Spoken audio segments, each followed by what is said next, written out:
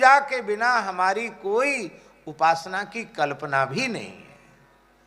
इसलिए किसी न किसी रूप में मूर्ति को सब मानते हैं, पर मूर्ति का जो खंडन करते हैं वे कृतज्ञ नहीं माने जाएंगे। इसलिए हम कृतज्ञ की श्रेणी में ना आवें, हम कृतज्ञ की श्रेणी में आवें। इसलिए हमें विग्रह का आदर करना चाहिए। आपको ऐसा लगेगा, अतिरंजित जैसा लगेगा, लगे तो लगे। हमारे मलुक पीठ में एक ठाकुर जी हैं, उनका नाम हमने रखा है राधा रमन लाल। राधा कृष्ण का स्वरूप है और उनकी प्रतिष्ठा हुई थी तो उनका नाम रखा गया राधा रमन लाल। वो एक मारवाड़ी वैष्णव चेन्नई के उन्होंने प्रकट कराए थे। वहां ले जाने के लिए, कहां? चेन्नई, मद्रास ले जाने के लिए।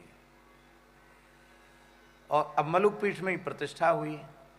और पुराना मंदिर था उस समय, नया मंदिर भी नहीं बना था।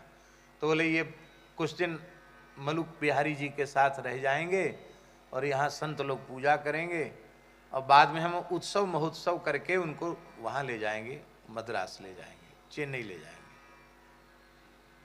तो हम लोगों के मन में ये भाव होगा कि ये मलुक पीठ से ठाकुर जी आए। हमने कहा ठीक है। तो उस समय हम इतने व्यस्त नहीं थे, इसलिए हम भी मंदिर में पूजा करने चले जाते थे। तो हमारा बड़ा आकर्षण था उस स्वरूप से। शायद 3-4 महीने भगवान रहे होंगे। इसके बाद आया कार्तिक। तो कार्तिक में उन वैष्णव ने उत्सव कराया ठाकुर जी को ले जाने का। 7 दिन का अखंड हरिनाम संकीर्तन, महामंत्र का कीर्तन कराया बंगाली वैष्णवों से। और भंडारा था। ठाकुर जी का अलग टिकट बनाया था उन्होंने। बड़ी गाजे बाजे से ठाकुर जी को ले जाने की तैयारी थी। और भैया जी सवेरे सवेरे हम मंदिर में गए तो हमने राधा रमन लाल जी से मन में ही कहा, मैंने कि लगे आपको वृंदावन में अच्छा नहीं लगा, मलुक पीठ में आपको अच्छा नहीं लगा, इसलिए आप वृंदावन छोड़ के चेन्नई जा रहे हो। जाओ, चले जाओ भैया, जिस भक्त ने आपको प्रकट कराया है हम मना भी नहीं कर सकते। वो तो वहाँ तो आप जाओगे ही, चले जाओ, कोई बात नहीं। और आप चले जाओगे तो भी हम एक स्वरूप तो यहाँ आपके जैसे दूसरे पधराएंगे जरूर। ऐसे मन में भाव आया। और भंडारा हो गया, सारी तैयारी ले जाने की। राजभोग उत्सव आरती के बाद ठाकुर जी का जो संपुट वगैरह, खूब गद्दा तकिया लगा के सब तैयार। और जिन भक्त के यहाँ जाना था वो सामने बैठे थे। कीर्तन की पूर्णाहुति हुई और उन्होंने बहुत भाव विह्वल होके कहा, ठाकुर जी कह रहे हैं हम यहां से कहीं नहीं जाएंगे। 3 बार कहा। 3 बार कहा कि हमने फिर भी कहा नहीं, ले जाओ, आपकी तैयारी है। अलग से टिकट कराया था भगवान का, हवाई उसका रेल का टिकट कराया था कि रेल में भगवान सुविधा से जाएंगे। एसी फर्स्ट का टिकट ठाकुर जी का कराया था। राग भोग करते हुए, यमुना जल स्नान कराते हुए, सेवा पूजा करके ले जाएंगे। बड़ी तैयारी से, मेरी बड़ी तैयारी थी। वहां भी बड़ी तैयारी थी चेन्नई में। और सब तैयारी धरी की धरी रह गई। उन्होंने स्वयं, हमने कुछ नहीं कहा, उन्होंने अपने आप ही कहा। बोले ठाकुर जी मना कर रहे हैं जाने से। कहते हम तो गुरु जी के यहीं रहेंगे, हम तो यहीं रहेंगे, ठाकुर जी मना कर रहे हैं। हमने कहा नहीं, ऐसी भावुकता में आप मत बोलो, आप तो ले जाओ। बोले नहीं नहीं, अब नहीं ले जाएंगे। उत्सव हो गया, बहुत अच्छा हुआ, ठाकुर जी को कहीं नहीं ले जाएंगे। इसके बाद उन्होंने दूसरे ठाकुर जी प्रगटाए, हमें दर्शन तक नहीं कराए। चेन्नई में ही प्रतिष्ठा कराई, वृंदावन में प्रगटाए। हमसे बोले दूसरे ठाकुर जी पधर गए। तो हमने कहा आपने हमको दिखाया नहीं। बोले आप आएंगे तो दर्शन कराएंगे। क्यों? हमको बड़ा डर लग गया है। एक ठाकुर जी आपको दिए क्या, वहां से तो मना कर दिए कि हम जाएंगे ही नहीं, और अब दूसरे ठाकुर जी भी कहीं वहीं ना रह जाएं। तो आज भी ठाकुर जी बैठे हैं। ये हम इसलिए निवेदन कर रहे हैं, ठाकुर जी मन की जान थे हैं। यदि वो जड़ प्रतिमा होते तो मन की कैसे जानते। देखो, दो प्रकार की बात है।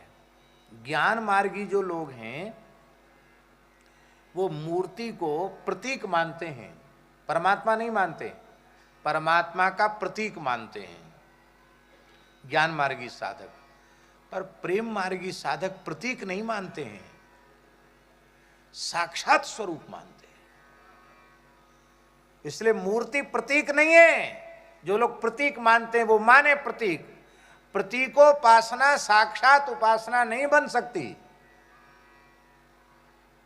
पर हम प्रतीक के रूप में, हम प्रतीक की उपासना करते नहीं, हम तो साक्षात उपासना करते हैं। इसलिए ठाकुर जी के 4 स्वरूप हैं, 5 स्वरूप हैं, पर, विभव, व्यूह, अंतर्यामी, और 5वां स्वरूप है अर्चावतार। ये अर्चावतार के रूप में साक्षात ठाकुर जी हैं। आप कहेंगे ठाकुर जी बोलते क्यों नहीं? आपके घर में बालक जन्म लेते ही बोलने लग जाता है क्या? आप बालक को गोद में खिलाते हैं, खूब लाड़ प्यार दुलार करते हैं, और वो नहीं बोलता, भैया, लाला, बेटा, ऐसे कह के गोद में खिलाते हैं बड़े बूढ़े, और वो बेचारा टुकुर मुकुर देखता, धीरे धीरे फिर एक अक्षर ता, बा, माँ ऐसे बोलता है, धीरे धीरे कहता माँ माँ, ता, बा, बा, और फिर तो इतना बोलने लग जाता है कि मैया बाप को कहने, ए बहुत चिल्लाए रहो, चुप है जा, ये कहना पड़ता है। आप कभी अपने ठाकुर जी को लाड़ लड़ाते हुए ऐसे बोलना सिखाया कभी उनको? ठाकुर जी से औपचारिकता करते हैं।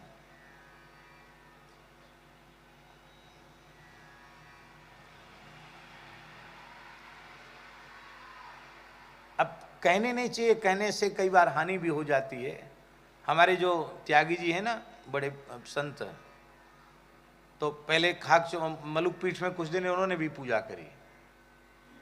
पुराना मंदिर था, पता नहीं कैसे गर्मी के समय में ठाकुर जी की सुराही गिर गई। गिरी तो मिट्टी के तो फूट गई, पानी फैल गया। तो इनको क्या दिखा कि जो अपने देखा ना बड़े बड़े लाला हैं, 2 बड़े बड़े लाला, खूब मलुक पुष्ट, तो दोनों लाल जी पानी फैला हुआ उसमें लोट रहे हैं, और त्यागी जी से कह रहे हैं, त्यागी बाबा बहुत जोर की गर्मी लग रही हो, प्यासऊ लग रही है। सवेरे उन्होंने स्नान ध्यान करके मंदिर खोला तो सुराही फूटी पड़ी थी। ठाकुर जी तो अपने स्थान पर बैठे थे, पर ये सुना करके त्यागी जी रोने लग गए, बोले बहुत बड़ी गलती हो गई ठाकुर जी को। ठाकुर जी ने जो जल गिरा था उसमें लोट करके ठाकुर जी ने शीतलता प्राप्त की। भैया ठाकुर जी साक्षात हैं, आप विश्वास करो। रास बिहारी साक्षात हैं, आप विश्वास करो।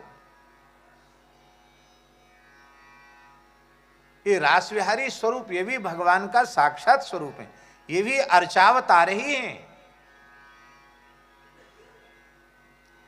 पर हम लोग उनमें बालक का दर्शन करते हैं, इसलिए सिद्धि नहीं हो पाती है। पूज्यपाद पंडित जी महाराज ने जिसके मस्तक पर एक बार मुकुट चंद्रिका का दर्शन कर लिया, उसे सदा ठाकुर जी करके ही आदर दिया, ठाकुर जी करके ही माना। और रास बिहारी जी की कृपा से कैसी कैसी विलक्षण अनुभूतियाँ पूज्य पंडित जी महाराज को हुई, उसके बारे में वर्णन भी नहीं किया जा सकता। इसलिए घर में जो ठाकुर जी की सेवा है, एक तो बड़े भाव से करो, एक बड़ी पवित्रता से करो,